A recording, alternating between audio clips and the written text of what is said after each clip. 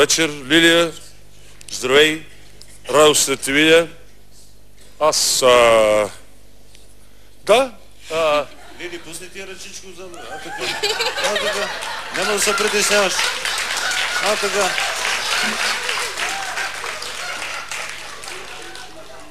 Тия панталони трябва ли по-отгоре да почват или... Така е ме. Не, няма нужда ръцете отзад, така е добре. Не. Така е добре. Така.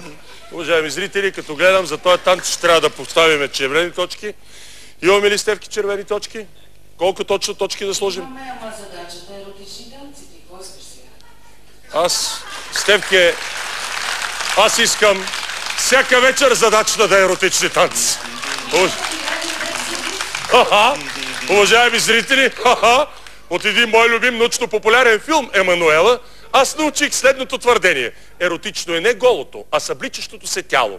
Като един съвременен мъдрец на еротиката, аз ще доразвия това твърдение и ще кажа: еротично е не голото и не събличащото се тяло, а танцуващото тяло. Ето го доказателството. Еротичният танц на Лилия Иванова!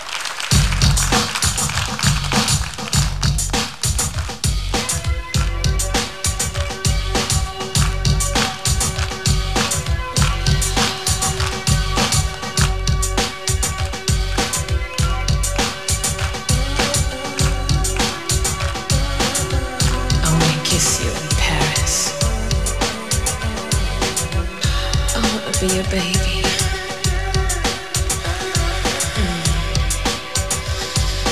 Yeah.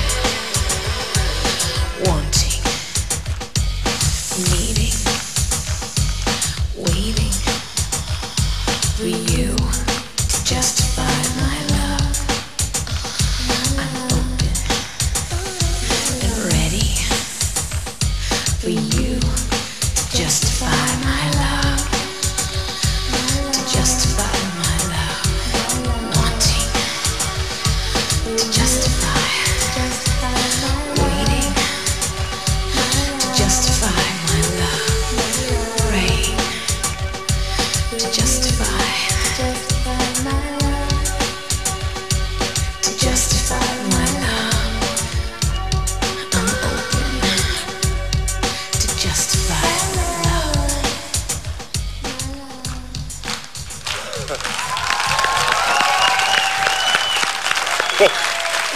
На мен ми стана лош. За тебе не знам, Георги, но на мен ми стана... Ма какво викаш, Стевке? Не. Ако не сте го снимали, хубаво го повториме. Няма такива правила в конкурса да го повториме.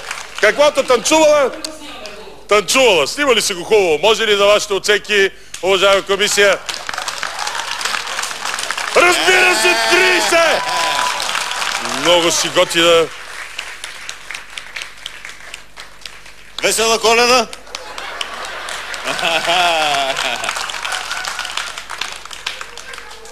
Георги, на това момиче му дам 13 заплата.